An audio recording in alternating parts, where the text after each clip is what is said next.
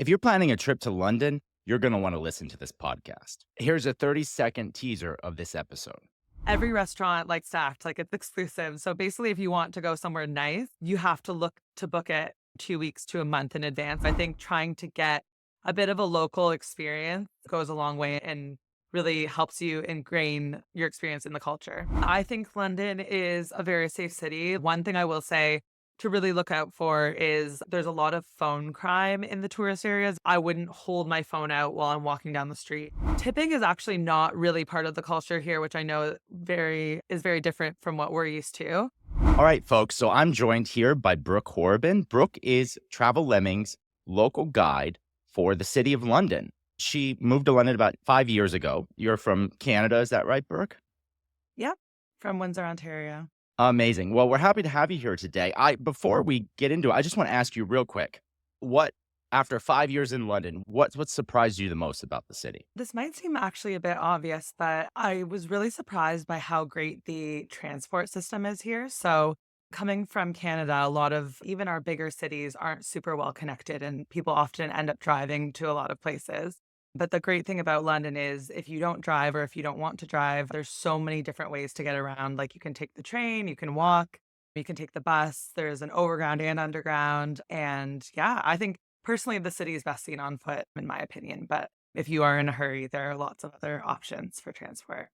Yeah, that's good. I mean, especially for Americans who are used to car culture, one of the attractions of traveling across the Atlantic is being able to kind of experience that different urban system where you do have so many transportation options. So very cool. So Brooke, tell us a bit about yourself and a bit kind of about moving to London and about writing for Travel Lemming. Yeah, so I moved to London about 5 years ago. Actually, I just had my 5 year anniversary in January. And I initially intended on staying for 2 years when I moved, but ended up falling in love with London and now have stayed well past that time. I come from Windsor, Ontario, in Canada originally, and I've lived all over Ontario just for university and then starting my career in Toronto. And I had always kind of had a desire to live abroad because I'm really into traveling. But yeah, I had always wanted to experience living in a different country and experiencing a different culture. And I found London was a good fit because I'm quite a city gal myself, and it is just a really easy city to adjust to.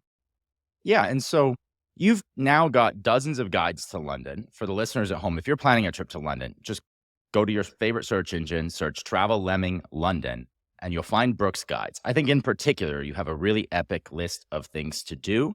Um, a great list of restaurants. Like you've been to, I think it's over 70 restaurants or something. Mhm. And a guide to where to stay in London, which is really important because London's such a big city and there's so many different places to stay. And we'll get into that later in the podcast. But if you're listening to this and you're planning a trip, search Travel Lemming London, go find those guides. And I know, Brooke, like you've helped a lot of travelers in the comments, especially on that where to stay guide, where they're planning their trip and you're just kind of giving them advice on that. What would you say to someone who is maybe they're thinking about going to London, but they have alternatives? There's many places they can go. What specifically do you think makes London a special destination? Yeah, so I think London is just such a unique city in the sense that it has so much history. So if you go somewhere like New York, you get obviously New York's an amazing city as well, but it's just a very different vibe. Like it's more of a concrete jungle, I find, and same with Toronto and a lot of other big North American cities. So London has so many historic attractions. And I think it just has a very diverse range of things to do. Like, I think it really appeals to so many different types of people. Even if you're not someone who typically likes big cities, I think that you could still find things that you like because there are some areas, obviously, that are a lot more touristy, but there's other areas that are a lot more kind of remote feeling and it doesn't feel like you're in a big city. And I think kind of spilling into that, the fact that each neighborhood is so different and unique just gives it its charm and character. So what type of travelers do you think in particular should maybe consider a trip to London? Yeah, so I would say people that enjoy history and museums. So London is such an amazing city for museums. They have museums and galleries on pretty much like any topic under the sun. So if you want to learn about the world wars, if you want to see modern art, if you want to see more historic art, if you want to learn about design and architecture, like there's literally everything that you can imagine.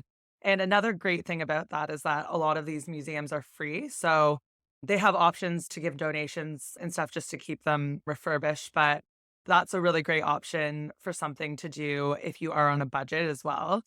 Another type of traveler I would say that would really enjoy London is foodies. So London is really well known for its food. It's a very, very multicultural city. So there's cuisines for pretty much every nationality that you can imagine that you can try. There's always new restaurants popping up. Like I'm constantly going on TikTok and social media and seeing all these new restaurants. And that's actually my favorite guide to update because pretty much anytime I try a new restaurant, and I only include the ones that I really like, and I've tried every single restaurant on the list, but I find that there's just so much good food here. And then also at the food markets, which is a whole other experience because you can go with like a friend or a partner or your family and try out a bunch of different cuisines at once. So foodies, history lovers. Yeah. Um, I would say sports lovers as well. London, I think football culture is actually probably one of the biggest sports cultures in the world. And that was actually another thing that surprised me when I moved here because I know how big North American sports culture is. And it's very different in North America as well, because football fans are their own kind of breed of person. So people get very, very into the football and very dedicated. Sometimes it gets a little bit rowdy, even. But yeah, football, rugby, and cricket are the three most famous sports in the UK. And then also, obviously, you have world class events like Wimbledon, which everyone knows about, especially if you're a big tennis fan. So definitely a destination for people that are into sports. Also, luxury travelers, I would say it's a great spot. London definitely has a lot of very high end establishments. So everything from private members clubs to luxury hotels. They have some of the most gorgeous luxury hotels in the world. And also a lot of really great places to shop if you are looking for your next designer purchase. So if you're looking to splurge a little bit as well, it's definitely a nice destination to visit. yeah, lots of reasons to go to London. I go every year. I was just there most recently in November for the annual World Travel Market. And I think London is a really good entry destination, specifically for Americans and especially like American families who have never traveled abroad. Like if your passport has no stamps in it, London is a good one to consider traveling to. There's lots of connections. They speak English.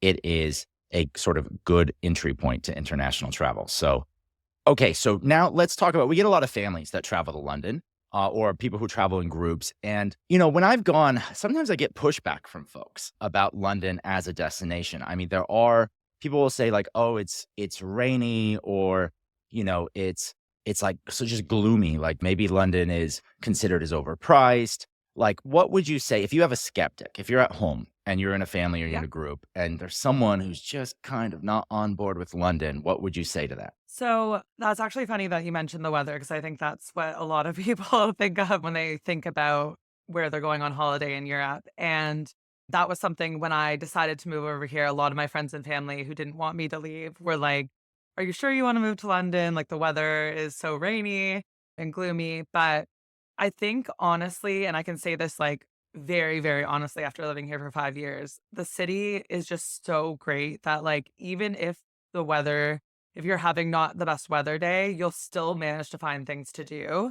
And I think the vibes of the city are still so good that it makes up for it. And I think in terms of the weather stuff, like it's actually less rainy than I thought it was going to be based on what everyone said when I moved here. We do get some really nice time in the summer. The winters are a lot milder than other places as well. So even if it is rainy, sometimes it will just rain for like patches. So you're not getting like a full day of it. And yeah, I think like when the weather's good, London is like the best place in the world to be. Like it's so vibrant and you really see that come to life, especially in the summer and the autumn times of year. And then again around Christmas, which is when like all of the lights go up and everything and they have all of these like wonderful festivities. But I think it just has this character to it that really makes up for it. So I think don't get scared away by the weather. Don't let it deter you because I think that you will still find that you'll have a great time regardless. Yeah, my first visit to London, I didn't it it wasn't my favorite right out of the gate, and every time I've gone back, I've come to appreciate it a little bit more as I pull back more of a layer of the city.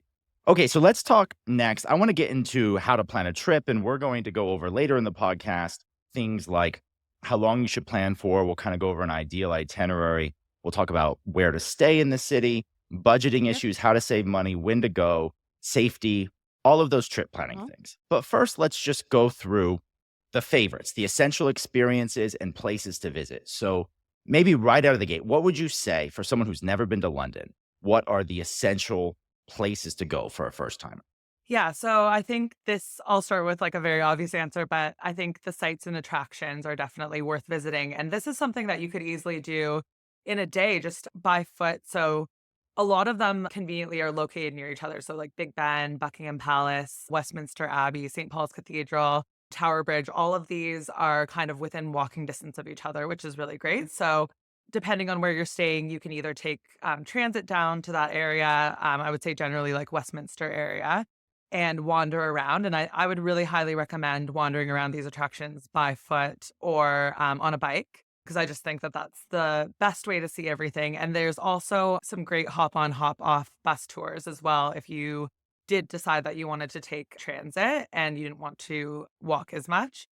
I would also say another essential that I would highly recommend is visiting the market. Market culture, it seems to be a big thing in London, and they have markets on all different kinds of things. So they'll have food markets. Borough Market is a very famous one. I'm located also near London Bridge. So you could even go around London Bridge, Tower Bridge, and wander your way over to Borough Market and try some of the very viral foods like the chocolate covered strawberries on TikTok and some other things. And then there's also markets that have lots of great like antiques, vintage clothing. So Shoreditch is actually a wonderful area. And I have a guide to that on Travel Lemming that goes a little bit deeper into things that you can do in Shoreditch if you decide to spend your day there. But they are known, that neighborhood is specifically known for having like the best vintage stores ever. It's like a wonderland for people that love to thrift.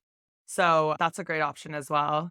And then I would also say coming for events that are like world class. So one that I've been to that I really love is called Royal Ascot. So that's one of those horse races events, and you get dressed up for it. It's a nice day out. Whether you decide that you want to bet or not, I actually got really lucky and I won my first bet. So if that's anything to go off of, it's definitely a fun day out with a big group of friends. Enjoy some Pims and just watch the horse races and What's Pims? oh, Pimm's. Okay, so that is a very famous drink in London, or actually in the UK in general, and it's basically this liqueur, and it's kind of fruity, and they mix it with lemonade and mint and fresh fruit. So it's a really, really nice summer drink. It's kind of like a British version of sangria, I would phrase it as. Interesting. So they've got the Kentucky Derby has the mint julep, and you've got Pims for Royal. Yes, exactly. And that's also very famous at Wimbledon as well, which definitely highly recommend going. I've been twice now, and it's probably my favorite sporting event that I've ever been to. I think whether you're a tennis fan or not, it's incredible. And so, sort of describe Wimbledon for those who aren't tennis fans. Yeah, so Wimbledon is like arguably the biggest tennis tournament in the world. And maybe people that are fans of the US Open would debate that, but this is world renowned tennis event. All of the big stars are there and it's really great. So there's a couple options that you can do for Wimbledon. You can enter the ballot. So getting tickets to go to center court is actually quite challenging. And I think that's almost what makes it more special if you do end up getting the tickets because very exclusive. It's very kind of luck of the draw to get these tickets. And then the other option is getting grounds tickets. And it's actually like super affordable and it's kind of like part of the experience as well. So I believe the tickets are around £40 and you do have to wait in a queue. And another very stereotypical thing about the UK is that they love a queue here. So this is like basically a big line of people that you wait in and they give you a card with your number on it. And they have like a bunch of food trucks and like coffee stations and stuff set up so you can like have stuff while you're waiting in the queue. That's just kind of like part of the experience. And people go really early in the morning so that they have better chances of getting in earlier. So people typically show up honestly, like probably as of like maybe 2, 3 a.m. I wasn't that dedicated. I went out around 6 a.m. and I was still waiting for like 5 hours, but don't let that scare you off because it's such a good experience. And then once you do get in, they have all these like really great brand activations going into the event. And then you can go into all of the other so the grounds tickets give you access to all of the courts other than center court and court 2. So basically you can watch a lot of matches. And then if you want to watch the ones with the most famous tennis players on the main two courts, you can sit up on the hill with the Pims and have a view of the big screens from there. So it's such a fun day out. And what time of year is that? That is in July. So it runs for 2 weeks in July. What are any other essential experiences you'd recommend to folks?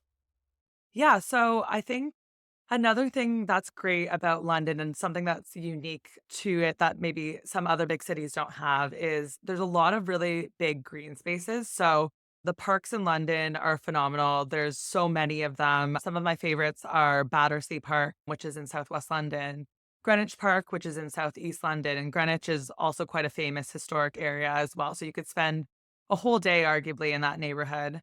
And Hampstead Heath is a really lovely park based in North London, and it has a view overlooking all of London. So, yeah, I think every park is unique and they're all quite big. So, grabbing your friends and getting some bikes and just biking around the park, or maybe if you go in the summertime, bringing a picnic and sitting up on the hill is just such a lovely experience.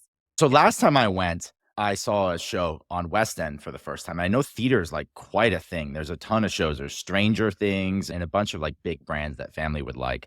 Any thoughts about that?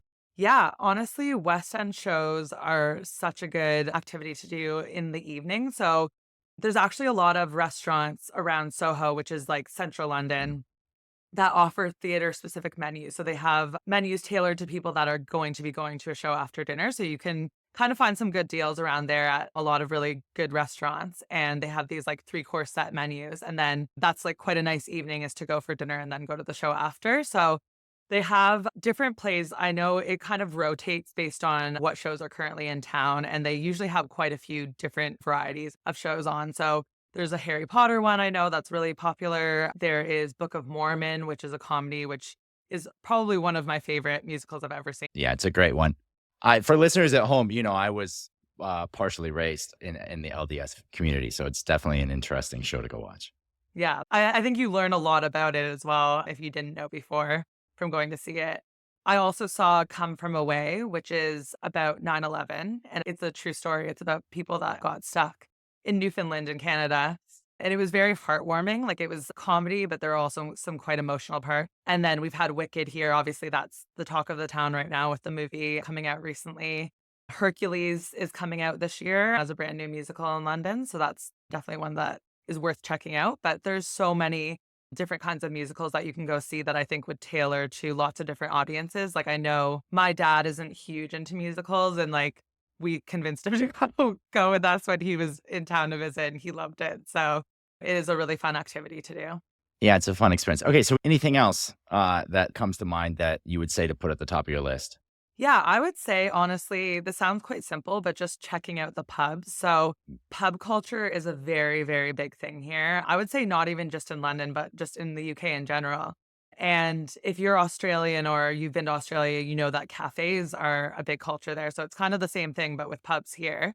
The English people do love a drink, but even if you're not a big drinker, I would say I would heavily recommend visiting the pubs just because they have a lot of character to them, and being from Canada and living in Toronto, I know that we had some pubs, like English pubs there, but they weren't at all the Yeah. same. When you finally visit London, it's just so different. But yeah, they're very charming, and I think especially in the winter, it's a great shout to go to a pub and cozy up on like a Sunday afternoon and get a Sunday roast. So that's like a really traditional meal that a lot of families in the UK have every single Sunday. And you'll be able to find this at every pub, and it's a very hearty, like, heartwarming meal. And, yeah, it's just a fun little place you could go, bring some games, play with friends for a bit, watch the game. They always are broadcasting whatever, like, big sporting events happening at the time. And, yeah, there's just such an atmosphere about the pub, so I would definitely recommend maybe doing a little pub crawl while you're here. Yeah, very cool. What about afternoon tea? I know that's a thing that a lot of people sort of associate with Britain. Yes, afternoon tea is another big one. So, actually, fun fact about this is that I think it comes across as it's just this like light meal or tea, but you actually end up leaving extremely full. So you definitely got your money's worth. I would say typically afternoon tea is a little bit more on the high end side. So if you're someone that fancies the finer things in life and maybe you consider yourself a bit of a luxury traveler, I would highly recommend experiencing this. and doing it properly. So I'd say that means going to Mayfair, which is one of the more bougie parts of London, I would say, and going and experiencing it at one of the five-star hotels there. So my favorite place to go for afternoon tea is the Dorchester, and it's in Mayfair. It's a gorgeous hotel, and the service there was probably the best customer service I've had since I've lived here. You get unlimited sandwiches, unlimited tea, and then you can add champagne onto it, and you get these, like, really fancy little cakes at the end as well, so just a lovely experience to have. Yeah, if you're interested, it reminds me there's an episode of The Office where they have the Finers Things Club and they do tea and they bring in, and they serve the tea. I don't know, they on the little tiered thing, they bring it all Mhm. out. It's such a presentation. So an interesting one. Okay, so we talked a bit about the essentials. Now I just want to go over and just kind of quickly run through some of your own personal favorites, places that you like as someone who's actually lived there for 5 years. Restaurants, bars, I'll ask you pubs, maybe like day trips, parks. So, but let's start with restaurants. I mean, you've got a guide to like over 70 Mhm. restaurants. You've got photos from having eaten all of them. But if you had to narrow it down, what are your faves? Alright, I'll narrow it down to 3, all very different.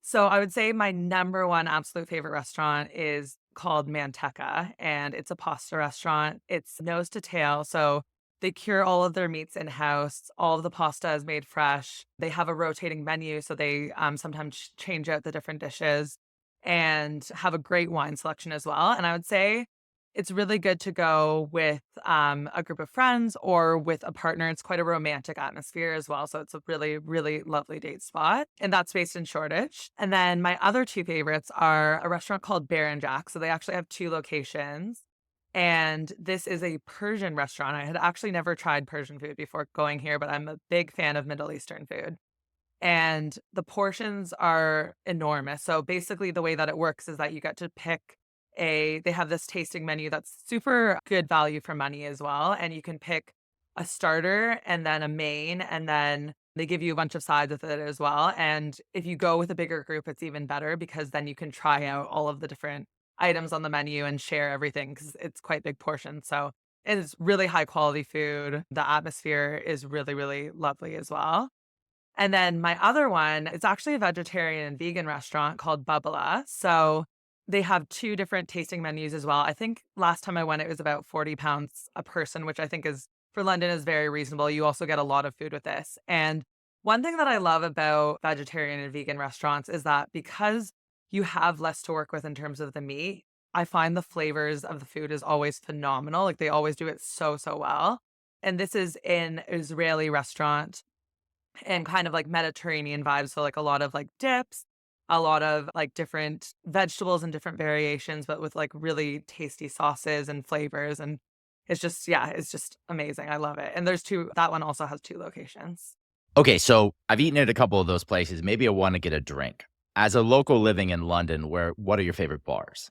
Yeah. So I would say I love a wine bar, and that's something that London does really, really well. So there's a specific neighborhood actually in Islington, which is in North London, that's super trendy. It's kind of a street of just bars and restaurants called Exmouth Market. And it's a great area to go out. I think they cater to all different types of drinks as well. So there's Ken's Wine Bar, which is one of my favorite spots. That actually only opened, I think, a year or 2 ago. So it's still relatively new, but it has this kind of like rustic charm inside, great selection of wine. And they also have serve food too. So if you wanted to go for dinner, that's also an option. And then you can make your way down the street. There's McKellar Bar, which is actually a popular Scandinavian bar. It started in Copenhagen, but they have a location in London on the street. So if you're a big fan of craft beer, that's a great spot to hit up. There's Cafe Kick, which is kind of a like divey bar on the street, and that they have all different kinds of drinks like cocktails, beer, wine, but it's kind of just like a cool, understated bar. And then there's also the Exmouth Arms, which is just a traditional pub, but it's always like buzzing. So you really get a whole taste of different types of venues just by going to Exmouth Market. There's also a bar they have a few locations in London called Archer Street, and this is a really fun spot if you want like a proper night out and you wanna have a little boogie, have a little dance with your friends, because they have people that actually are performers on Broadway get up on the tables and sing. So lots of live music. It's like such a fun time, such a fun night out. It's definitely a little bit more chaotic than going and sitting at a bar just having a conversation with friends, but it is fun if you wanna have a dance. Okay, so now after 5 years living in London, surely you've discovered some pubs. What are your favorites? Yeah, so this is a very hard one to narrow down just because there are so many amazing pubs. So I'll give you a few that are very different from each other in different areas. So one that I love that's like a very old pub and a very authentic London experience is called the Counting House. So that is located in the city of London, which is where kind of all of the finance district is. And that's a great spot to go for a drink during the after work rush. It's always really busy, especially Thursday nights. And it actually used to be a bank. So they've converted an old bank into a pub, which is a really cool idea. And then another spot I love, my favorite Sunday roast is at the Pig's Head in Clapham. So this is just a lovely atmosphere. It's great. It's a great restaurant. Even if you went for dinner a different night, the food there is just phenomenal. And it's quite romantic as well and quite cozy. So definitely recommend that. And then another one that I love is based in Notting Hill, and this is called the Pelican. Also phenomenal food, just very trendy, very kind of understated, and yeah, just like a really that's a bit more of like a fancy pub, I would say, than the other ones. But it is just a lovely place to go for dinner. You mentioned earlier that parks are like one of your favorite things there. Any what specific parks? Yeah, so I would say Hampstead Heath and Primrose Hill are two that I love for a view. So if you're going in the summertime and you want to have a picnic with friends or you want to have a couple drinks with a group or watch the sunset, I would highly recommend going to one of those because I think those two have probably the best view of London out of any park. Greenwich Park is also amazing. So that's in Southeast London and it's massive and it's also near the university in Greenwich. So you can kind of make a day of it, go to the market, go to the park, explore that area. Battersea Park is my favorite, and I am biased because I do live in this kind of in this neighborhood, but it is just a great place to go in the summer. There's this cafe in the middle of the park called the Pear Tree Cafe, and they do live music in the summertime on Wednesdays through Saturdays. And everyone's there for drinks. You can go for a coffee. You can go for a little run there. Like it's just always busy, always has the best energy. And it's actually walkable to Battersea Power Station, which is a converted shopping center that opened only a few years ago. So it was a power station and that had been closed for several years, and they just did a complete refurb on it and turned it into a shopping center. So that's a great spot to go if you want to do some shopping or go for lunch or something like that. That's definitely worth visiting too. So lots of options. Okay, so there's a lot to do within the city of London, and you could spend Mhm. all your whole trip there. But let's say I have an extra day and I want to take a trip outside of London. I want to take a day trip somewhere. I know you've got an article, Brooke, on Travel Lemming with a whole list of day trips. And Yeah. listeners, you can find that by searching Travel Lemming London day trips. But if you had to narrow it down, what are a few favorite day trips if I only have time for one or two or three? All right, yeah, I'll give you three different types. So, Box Hill in Surrey is a great spot to go for a hike. So, if you're into hiking and you're not looking for something like crazy strenuous, this is like the perfect place to go. So, it's about an hour outside of London on the train. You can get there directly on the train, which is also great. No need for a car, it's super well connected. And they have a few different hiking routes. So, you can kind of choose your own adventure with that. And it has a great view over like the Surrey Hills, which is lovely. And along the one of my favorite parts about it too is that on the way during the hike, there's a pub like right in the middle of the hike. So you stop there for a quick drink and some libations on your way. But it is such a lovely little scenic, naturey day trip. If you're into academia, I would highly recommend going to either Oxford or Cambridge. So obviously those two have like world class universities, they're rival cities.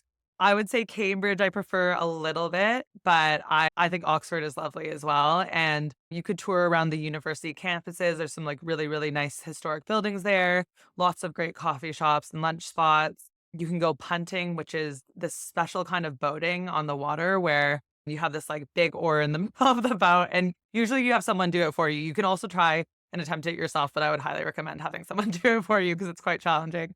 But yeah, that's also a great option. Those are both about like 45 minutes to an hour outside of London, also directly accessible on the train. And then if you go in the summer, the UK has a lot of really, really lovely coastal towns. So if you want something a little bit more of a beachy waterfront vibe, the UK is not particularly known for its beaches, but these coastal towns are very scenic and very beautiful. And I would highly recommend either Brighton or Margate. They both have a lot of charm and character. Brighton's quite hipster, has a lot of really cool, like unique independent shops there. Margate is also lovely. So yeah, definitely the coastal towns are very quaint as well. All right. Well, so you've got options to get outside of the city. But if you want more things to do in London, Brooke has a whole guide with I don't know how many it is at this point. It's getting really long and Brooke constantly is adding to it. Just search things to do in London travel lemming and you can find that. She's also got a London itinerary and a bunch of other guides. We've talked about what to do in London, but as someone who lives in London, is there anywhere in London that you would avoid? Yeah, so actually, this might sound a bit controversial because it is one of the most popular places that's visited by tourists. But I think also one of the appeals with Travel Lemming is that we do like to provide a lot of places that are off the beaten path or hidden gems that you wouldn't just find if you Googled things to do in London, for instance. But I would say avoiding Oxford Circus. So that is like central London, Oxford Street, High Street, probably what you see in all of the photos with like the buses and everything, but it's just so chaotic. And so I personally think that there's a lot of other great areas that offer all of the same things, like amazing restaurants, wonderful places to shop, museums, any other attractions that don't have that many tourists in that area. It can be quite a congested and overstimulating area. So I think it's worth seeing maybe for a little bit, but I would say I would definitely recommend other neighborhoods over that. Okay, well, and in a minute here, we'll run through your favorite places to stay. That maybe is a good segue to our next segment where I want to talk about how to plan a trip to London. So if you're sitting at home planning your trip to London and you're just trying to kind of map it out, maybe it's as part of a broader Mhm. trip to Europe, or maybe it's just a visit to London specifically. One of the first questions people often have is like, how long do I need to kind of allocate for this destination? What's a good amount of time to make sure that you can really discover London? Yeah, I would say you could probably do a lot of activities in like a long weekend. So maybe like 3 to 5 days. But you could also, like, there's so much to do here that you could also spend a couple weeks here. So I think it's very dependent, I guess, on the priorities of things that you would like to do while you're here. But I think it's definitely doable to kind of get a high level picture of London in as little as 3 days, but also you can feel like you really experienced it in a couple of weeks too. So I think, yeah, I think depending on how much your budget is and how many days that you have available, that would be the range I would recommend is like anywhere from 3 days to a couple of weeks. And so, okay, let's think about how to plan an itinerary. So, Brooke, you've on the website, you've got an itinerary for 5 days, which is a common Mhm. kind of middle ground period of time. Let's say I had a week. Let's walk through how you would spend 7 days in London.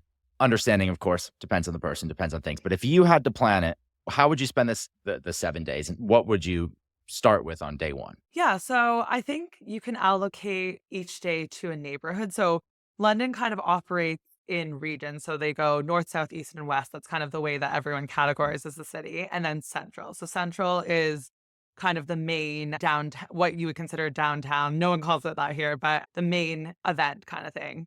And then, yeah, so I would say the first day, I would start with the sites personally. I think that's a really great introduction to London. That's probably what you've imagined when you think about coming to London, like seeing Big Ben, wandering around, getting lost. I feel like not you don't really even need to necessarily have a plan for the sites other than just getting yourself over to that area because I think you can just wander around and you will stumble across them.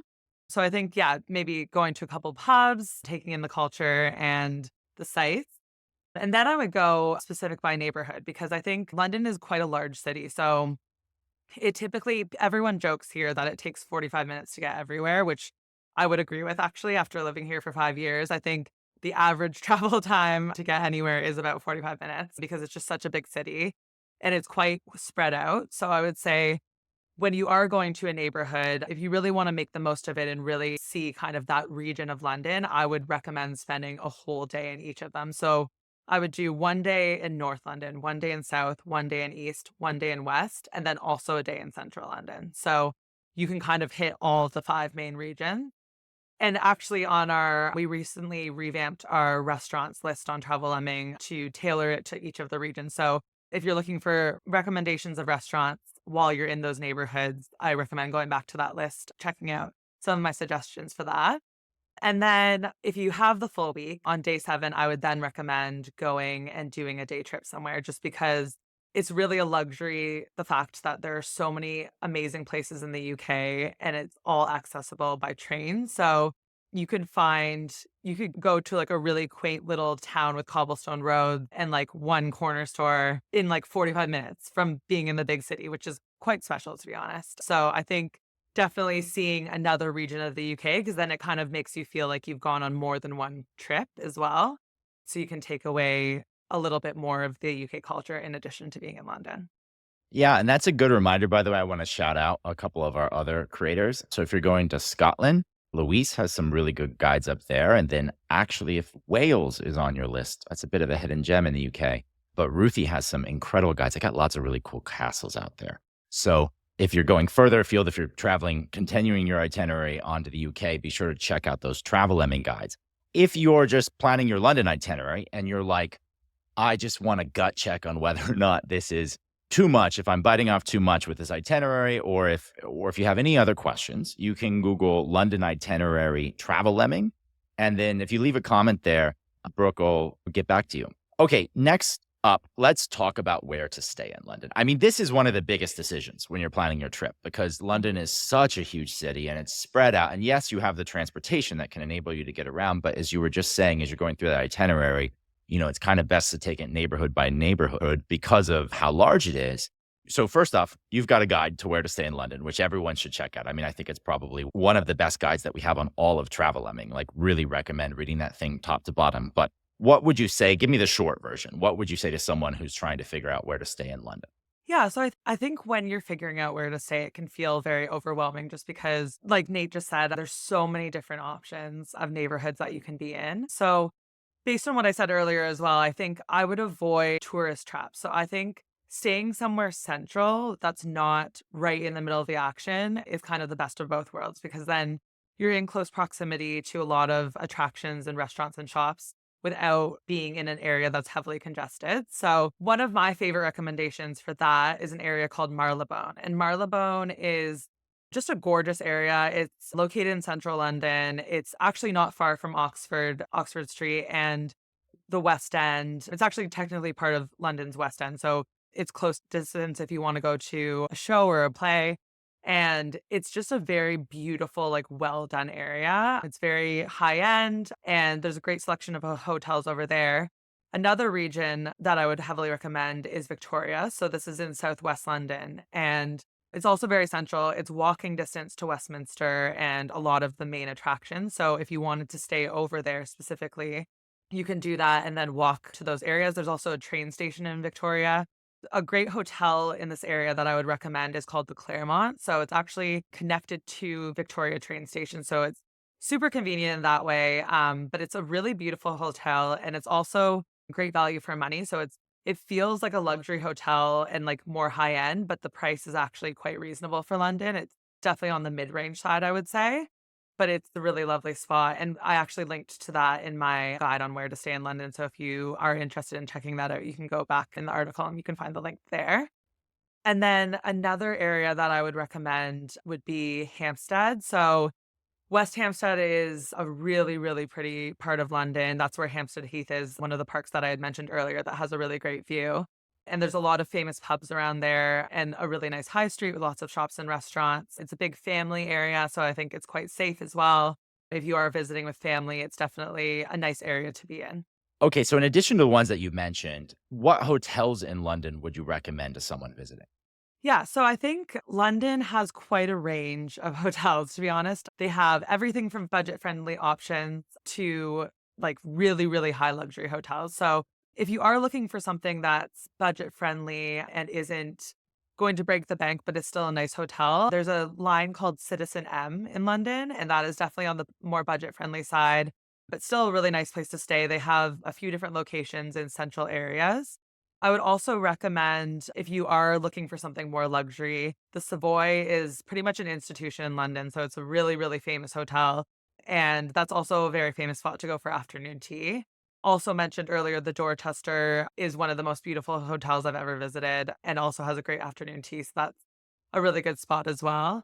And the standard hotel, if you're I know that actually that's a brand that they have in some places in the US. I know that New York has one.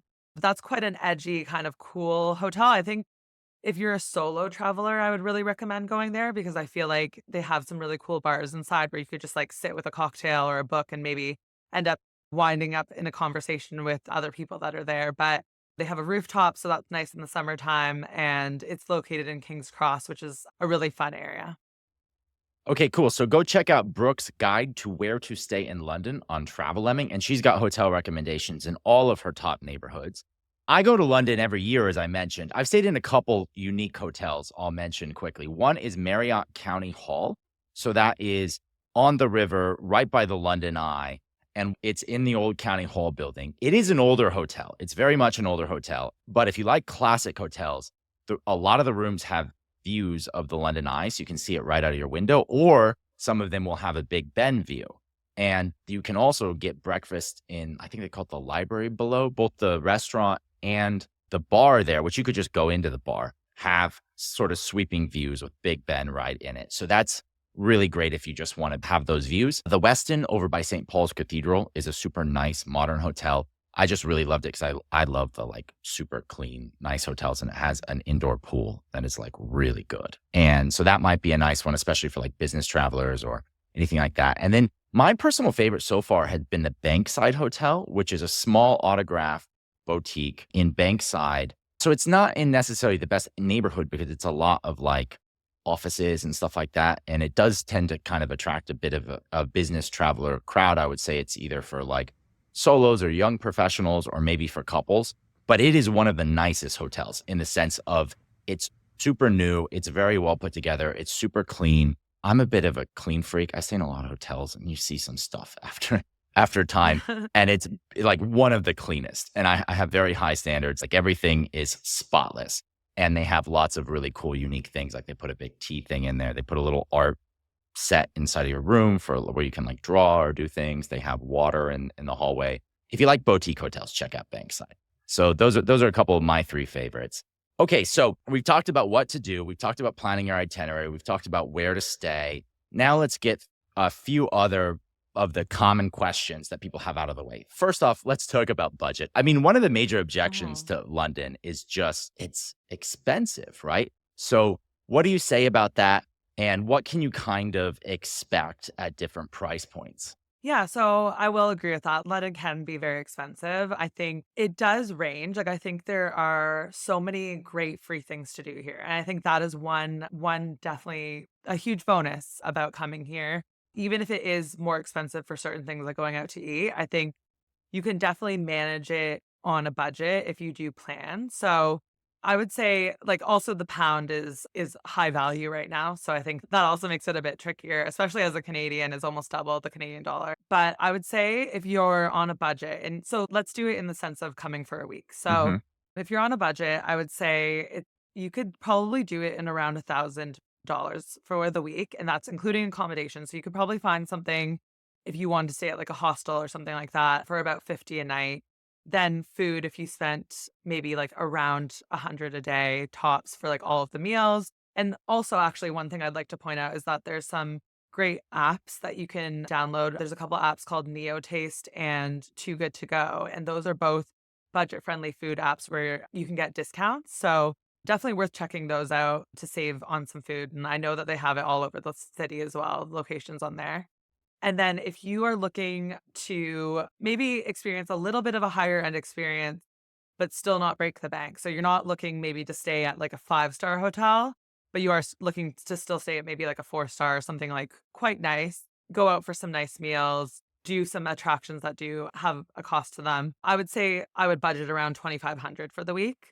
And then if you do want to splash out a little bit and you're looking to have a taste of luxury, stay at the nicest hotels, do some shopping in Mayfair, go to afternoon tea, I would say you could end up spending like around up to 10K. So I think it really varies here, and I would highly recommend with all of this, regardless of what budget you're on, to plan in advance and do research. And like Nate mentioned, I've written guides on so many different topics related to London. but doing research and figuring out what you want to do in advance. And I think that is the easiest way to budget it all out. Any other money saving tips to help me save a pound or two? Yeah, so another great and easy thing to do is taking public transit. So Ubers tend to be quite expensive in London and also just not nearly as efficient as taking public transit. Like there's been times where I'm like, oh, I'll just grab an Uber because it's easier, but it's actually not easier a lot of the time, to be honest, because of traffic. So the bus and there's also really great transit links between like the bus and the tube. So like say you're going somewhere that requires taking the bus and the tube, like they're directly connected or the trains. If you're under 30, you can get a rail card and it costs £30, which actually like even if you're just visiting London, it might even be worth it if you're planning to do some different trips around the UK. But a rail card gives you 30% off all trains. So if you're under 30 years old, that's a great option to purchase that. It's only £30 for the tickets. You could even, or for the card, so you could even make it up on a couple tickets. And yeah, taking public transit, it's also like better, much better for the environment as well. So that's a whole other added value to that. Biking, walking where you can. Like sometimes some neighborhoods, like for instance, I live in Southwest London. Around this area, it's really, really beautiful to just go out and walk around and see all of like the gorgeous like houses and everything. So that's a great way to save money and also see the city. But yeah, I would say those are probably my top tips are looking for the budget friendly attractions or the free attractions and taking public transport. And for listeners at home, Brooke's got a whole guide to doing London on a budget. So just search London on a budget, Travel Lemming, and she talks about activities, places to stay, where to eat, all of it, everything you need. If you're a budget traveler, you got to read that guide.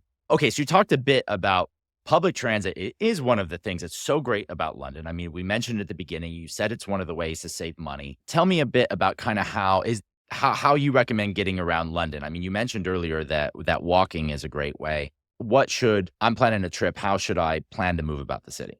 Yeah, so I think honestly, I would recommend trying out like all of the different types of public transit just because it's fun to experience the different offerings. But one thing I would highly recommend actually is an app called City Mapper. So this is a godsend when it comes to figuring out where to go. It gives you updates in real time. Obviously, Google Maps and Apple Maps also have, when you're looking up your journey, it tells you what transit to take. But I find it's not always updated in real time. So City Mapper lets you know about any delays that are going on, when the next trains are coming, what exact transit links you need to get to your destination. So, like where I live, a lot of the time I'm very closely linked to buses, but then I'll often have to connect to a tube if I'm going to other parts of London.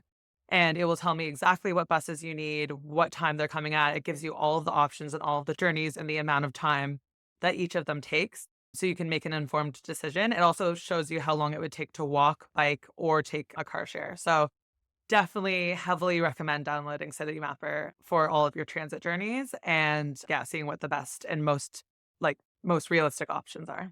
Yeah, one thing I love about the London system is that you can just tap with your credit card. Like most credit Mhm. cards, you can just tap in and tap off. And I think also works with like the Apple Pay or the phone Yep. pay Yeah, things, it which does. I don't Yeah. use, but I see people just, putting their mobile phone. And so I find it so stressful having to figure out like the new card every time or trying to reload something. And on London, you can just get in and get off. It's super seamless. And it's not like back in the Oyster card days when first time I went, you had to go and get a card and load it and figure out how much you're going to Yeah, do and I had then to do reload that it. too. Yeah. So Yeah. it really is the tube. Don't be scared of the tube. It makes a lot of sense. And certainly, Mhm. it's in English. So it's one of the most accessible public transit systems in the world for Americans. Mhm. That makes a lot of sense.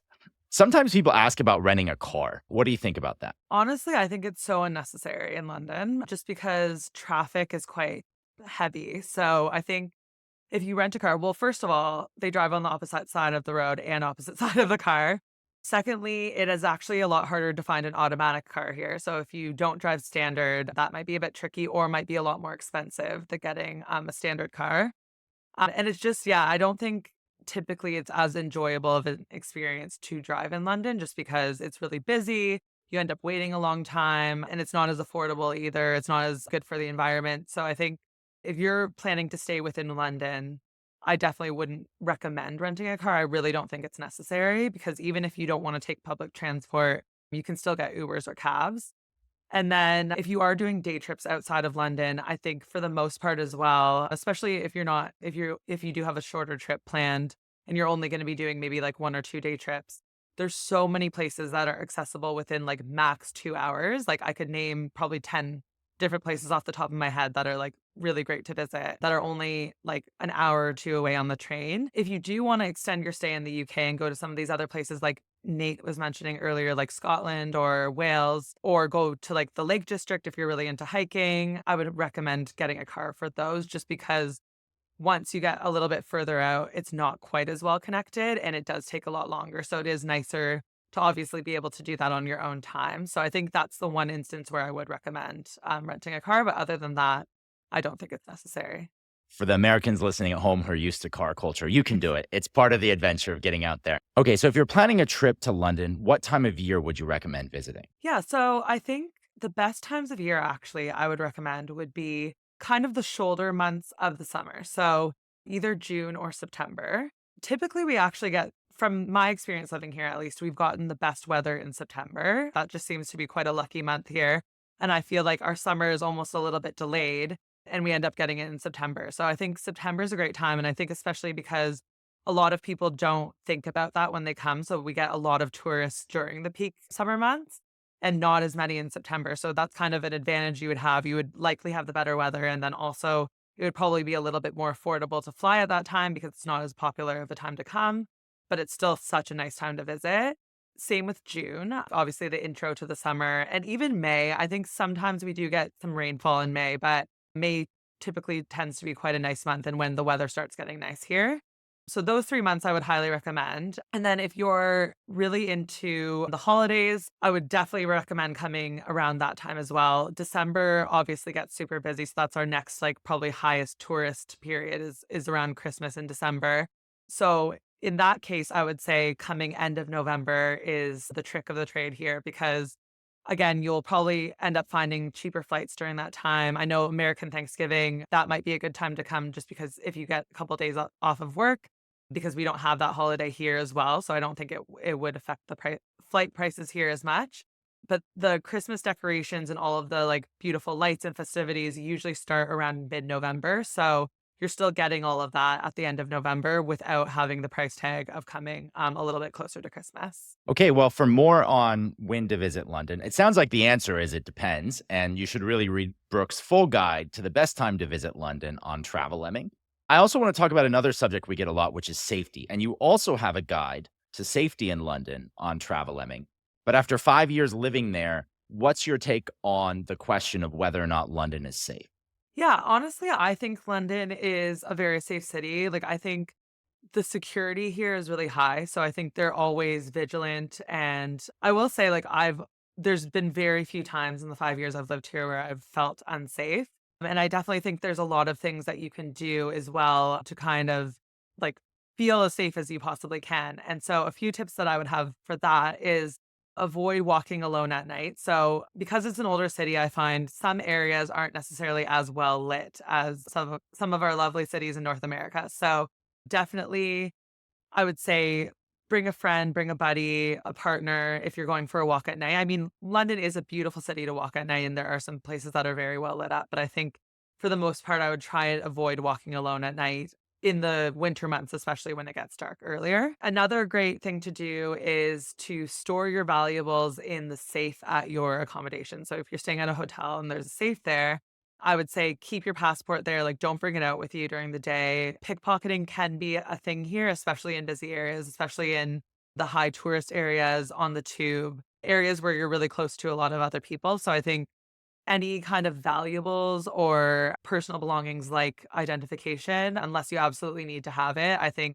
storing it at the hotel is the best option just to make sure that it's safe. And then I think also this one might sound like common sense, but just being aware of your surroundings at all times. So kind of just like seeing what's going on around you, like making sure that you're surrounded by like other people and just yeah, like kind of being clear on that and paying attention when you cross the road. One thing I will say to really look out for is there's a lot of phone crime in the tourist areas as well. So a lot of people that steal phones.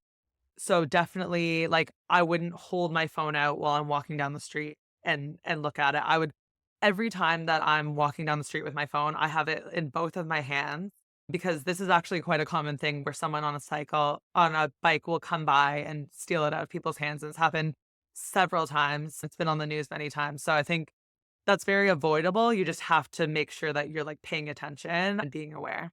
Okay, very good. I mean, again, Brooke's got a whole guide on safety in London you can go read. Now we're coming into our last segment, and this is just assorted tips, kind of all the other stuff that you would tell someone. And I just want to start off with, are there any like common, as you're helping people who have planned their trip to London on Travel Lemming, are there any common mistakes that you see people making? Yeah. So I would say one of the biggest ones is not booking restaurants in advance. And I know it sounds very simple, but as someone who's a foodie, I did learn this very quickly living here. London is a place where every restaurant likes to act like it's exclusive. So basically, if you want to go somewhere nice, you have to look to book it probably anywhere from 2 weeks to a month in advance, at least. Like some places only release reservations 1 month in advance. So if there's places that you've seen on my guide or like on TikTok or something that you're like dying to try, I would heavily recommend just taking a look on Open Table and looking to see when it's available because otherwise you're going to get stuck with like going at 10 p.m. or going at 4 p.m. or something like that. So I think booking restaurants in advance is a huge one that I would recommend. Another thing is just planning in advance. So I think because there's so much to do here, it's almost like a blessing and a curse in a way because it is one of those places where you can be spontaneous because you will find something to do. But I think if you have certain things in mind that you want to do and want to see, kind of mapping out your days a little bit, and this kind of falls back into like the itinerary and planning your trip maybe by neighborhood is a great way to go about it because then you can make sure that you're making the most of your trip because I think it can end up getting really overwhelming with the amount of things to do and figuring out what you want to do and you might end up wasting time while you're here. So I would definitely say doing that in advance. And then the last thing that I would say is dressing for the weather. So the weather can be unpredictable here, even in the summertime. So I think checking the weather before you come and also bringing a range of options. So maybe bringing a couple pairs of pants, even if it's the summertime, and a light jacket, and making sure that you have different options. There's also certain restaurants and private members clubs and events that have dress codes. So bringing maybe a couple outfits that are a little bit nicer if you want to go to one of those types of venues. But definitely, yeah, dressing for the weather and planning your packing accordingly. Well, if you need help packing, remember that Brooke has a London packing list, which you can find by searching London packing list travel lemming. Okay, what about like local cultural differences or etiquettes or things that, the Brits are about as close as you can get apart from the Canadians from us, from Americans. But like any particular quirks or etiquette things that folks should watch out for? Yeah, so I would say a big one is when you're taking public transit. So the Brits are very polite, and I think really good etiquette when you're taking the tube is to wait for people to get off before you get on because I think people get really lost in the hustle and bustle of the city and then there's like sometimes maybe if someone's a bit older or something like it takes them a bit longer to get off the tube. And so you want to make sure that you're like respecting everyone around you and not just like rushing on because I think it can be easy to get lost in translation. So being kind and being patient and waiting for people goes a long way. Also, just being polite to people, opening the door. I know that Americans are already quite polite as it is, but I think these little things are just like greatly appreciated here. Tipping is actually not really part of the culture here, which I know very different from what we're used to. So you're not going to go to a cafe and be given the tip option on a coffee. But restaurants have started implementing service charges on bills. It's usually around 12 to 15%, but And does that that's something already come on the bill, or do I need to add something? Or it comes on the bill. So you don't add anything. You pay whatever the number is. And actually, on the heels of that, too, one thing that I absolutely love about living here is that the tax is already calculated. So when you go to a store and you're buying a shirt, you already know exactly how much you're paying at the register. You don't have to do the math in your head, figuring out the percent of adding the sales tax. I know some states have that as well, but in Canada, we don't have that, unfortunately. So it is nice. any other must know or essential tips for visiting London? Yeah, so I would say I would definitely make a point of trying the local delicacies. So I mentioned Sunday roast. Pies are really popular here. The afternoon tea is really popular. Trying all of the local beers if you're a beer drinker that we have. There's a lot of great breweries in the UK. But yeah, I think definitely trying the local delicacies and trying to immerse yourself in the culture a little bit, like get around the pubs, chat to some English people. They love talking about sports, so you can definitely get them chatting if there's a game on or something like that.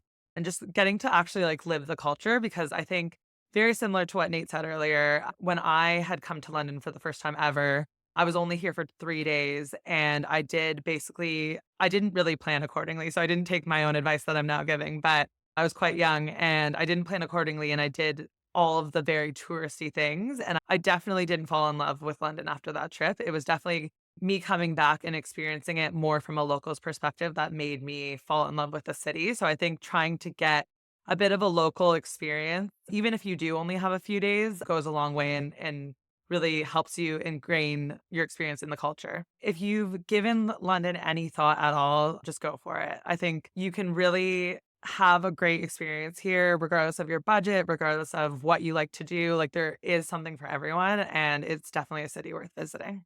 All right. Thank you so much, Brooke. And listeners, thank you so much for listening to this podcast. Please be sure to like and subscribe. It really helps us out. Leave us a comment if you have any questions. And if you like this podcast, you probably would like the episode that we did about Paris. Travel Lemming has a local guide, Rachel, who lives in Paris. So go check out that episode next.